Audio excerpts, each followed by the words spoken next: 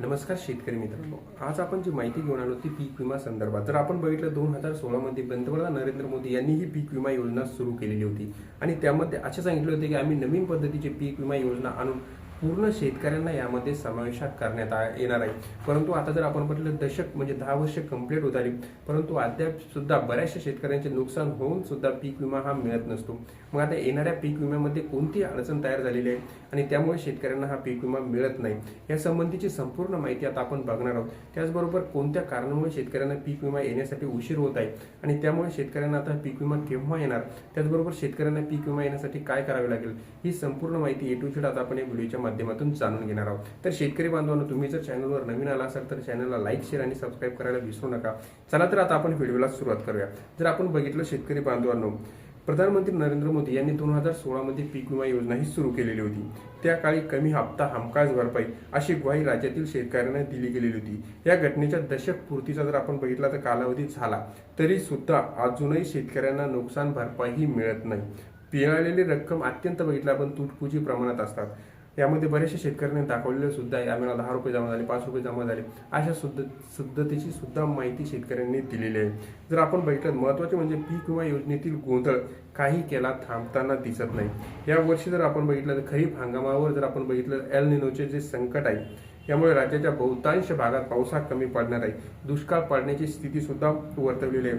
अशा वेळी प्रतिकूल हवामान परिस्थिती अथवा अन्य कारणामुळे पिकांचे नुकसान झाल्यास त्यांना या नुकसान भरपाई देणाऱ्या ट्रिगरचा समावेश पीक विमा योजनेत करणे गरजेचा होता.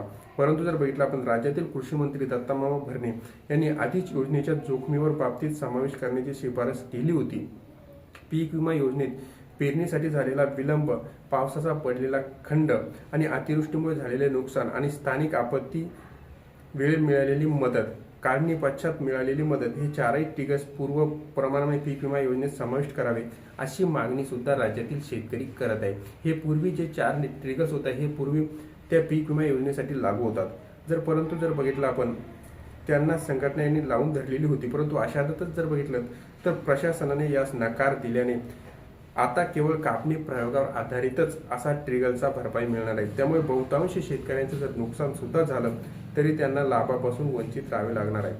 सरकारने पीक विमा योजनेमध्ये मागील 8 वर्षात सर्वाधिक भरपाई दिलेले ट्रिगर्स काढले आहे. त्यामुळे शेतकऱ्यांना खरीप हंगाम 2025 मध्ये सर्वाधिक पीक विमा नुकसान होऊन सुद्धा नुकसानापासून वंचित राहावे लागलेले होते. हे 3 ट्रिगरचं नुकसान केल्यामुळे यंदाच्या खरीप आणि रंगीत हंगामात केवळ उत्पादक आधारितच भरपाई ही दिली जाणार.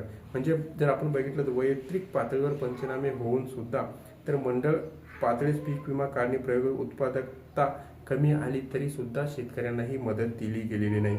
या विमाधारक शेतकऱ्यांना आता पीक विमा जर आपण बघितलं तर काढणीचा प्रयोग हा झाल्यानंतर सुद्धा शेतकऱ्यांना अद्याप सुद्धा मदत ही मिळालेली नाही. त्या जोखीम स्तर 70% लावलेला आहे. म्हणजे सरासरी किंमत किमान 30% उत्पादनात घट झाली तर ते मंडळ भरपाईस पात्र होणार आहे. एकाच मंडळातील जास्त नुकसान झालेल्या शेतकऱ्यांना इतर शेतकऱ्याप्रमाणे भरपाई मिळेल तर केवळ एकच ट्रिगर असल्याने एकदाच भरपाई ही मिळणार आहे. प्रतिकूल हवामान परिस्थितीत शेतकऱ्यांचं जर नुकसान झालं तरी सुद्धा विमा हा मिळणार नसल्याची माहिती आहे. राज्यात यंदा सरासरीच्या 10% कमी पावसाचा अंदाज हा आधीच वर्तवलेला असल्यामुळे दुष्काळाची शक्यता असल्याने भरपाई अधिक द्यावी अशी सुद्धा पीक विमा कंपन्यांकडे शेतकऱ्यांची मागणी आहे. परंतु यातून काढता पाय घेत मुळात पीक विमा कंपन्यांना नफा कमावण्यासाठी स्थापन झालेला आहे, यात काही गैर नाही असेच दिसत आहे. परंतु जो उद्देश ठेवून नैसर्गिक आपत्ती संरक्षण सरकारने पीक विमा योजना आणली होती तो उद्देश ठेवून शेतकऱ्यांना पीक विमा मिळतात असे काही वाटत नाही. त्यात हारहाळ आणि फसण्याचे काम विमा कंपन्या करीत असल्याचे सुद्धा दिसत आहे. हे खरंच दुर्दैव आहे. पीक विमा काढून शेतकऱ्यांना जर पीक विमा मिळत नसेल तर त्या पीक विम्याचा अर्थ काय? एकाच ट्रिगरवर पैसे देणे हे चुकीचे असल्याचे असे प्रत्येक शेतकऱ्यांचे म्हणणे आहे. बघूया आता यावर्षी सरकार काय नवीन योजनेमध्ये पीक विम्यामध्ये काही बदल करतात का पूर्वीप्रमाणे फक्त एकच ट्रिगर ठेवतात. जर एक ट्रिगर ठेवला तर सर्वात जास्त नुकसान हे शेतकऱ्यांचं असतं. आता जे कापणी प्रयोग आपण बघितला होऊन सुद्धा अद्याप सुद्धा शेतकऱ्यांना पीक विम्याचे पैसे हे मिळालेले नाही. आता खरीपापूर्वी तरी शेतकऱ्यांच्या खात्यामध्ये हे पैसे जमा होतात का? आणि जर तुमच्या जिल्ह्यामध्ये पैसे जमा झाले असेल तर कमेंटमध्ये नक्की सांगा. माहिती आवडल्यास चॅनलला लाईक, शेअर आणि सबस्क्राईब करायला विसरू नका. धन्यवाद.